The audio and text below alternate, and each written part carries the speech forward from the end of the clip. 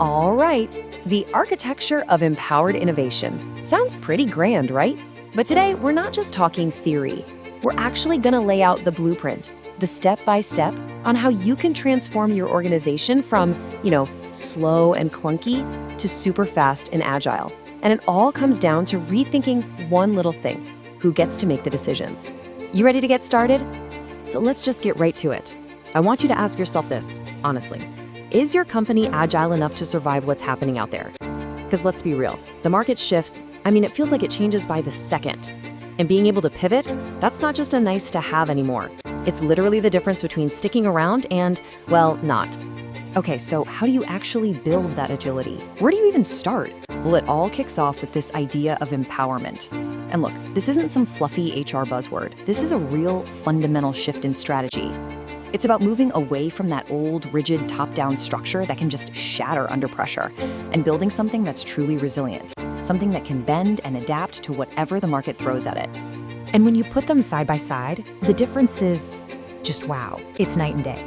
You've got traditional authority over here. You know the drill. Everything moves at a snail's pace, the structure is totally rigid, and by the time you actually get a decision made, the opportunity's gone. Then you look at empowered innovation. Everything is fast, the structure is flexible, and the outcome? You get a real tangible competitive edge.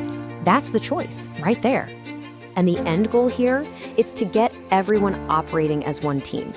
A lot of people hear empowerment and they think chaos, but that's not it at all. When you do it right, you're actually getting everyone aligned, pointing in the same direction. You stop being a bunch of separate departments doing their own thing and become this one super responsive, super smart team. All right, so we've talked a lot about why this is so important.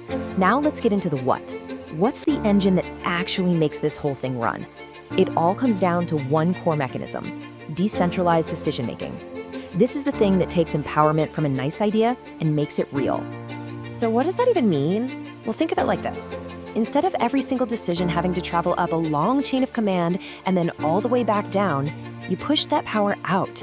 You give it to the people on the front lines, the ones who are actually talking to customers or dealing with the problem head on. You give them the power to make the call.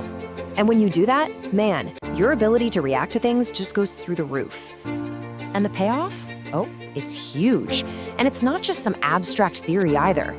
You see real, tangible benefits. You build that resilience we were talking about. You can respond to market shifts in a flash. You unlock some serious competitive advantages. But you know what's maybe the coolest part? It's where real innovation comes from. It bubbles up from these employee-driven ideas. Okay, I know what you're probably thinking. This all sounds great, but how do I actually do it? Like, what does this look like on a Tuesday afternoon? Fair enough. That's where the playbook comes in. We're going to talk about the actual concrete strategies you can use to make this stuff a part of your daily routine, not just some big, scary annual project. It's actually pretty straightforward. It boils down to 3 key steps. Step 1, you've got to build a way to get good ideas from everybody, not just the execs in the corner office. Step 2, you have to make sure those ideas are actually connected to what your customers want and need. And step 3, and this one is absolutely crucial, you have to weave this whole idea of empowerment into your daily operations. It has to become just the way you do things. And this right here is so important. True game-changing innovation, it almost never comes from some big top-down order. It sparks to life from your employees. When you give people on the front lines the freedom to act, they create these amazing customer experiences. Think about it.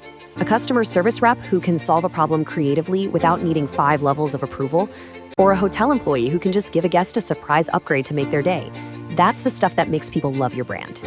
Now here's a massive trap a lot of companies fall into, so listen up. You can't just send out a memo about empowerment and call it a day. This is not a quarterly theme. It's not a project. If you want this to stick, it has to be a daily commitment. It has to be baked into how everyone in the company thinks and acts, from the top all the way down, every single day. So I'm going to leave you with a little challenge, a piece of some work, if you will. I want you to look at your team, your department, whatever your world is, and just find one thing. What is one single decision that's currently being made way up the chain of command that you could give to your team tomorrow? Just one. Because that's how it starts. That one small shift is where the real change begins.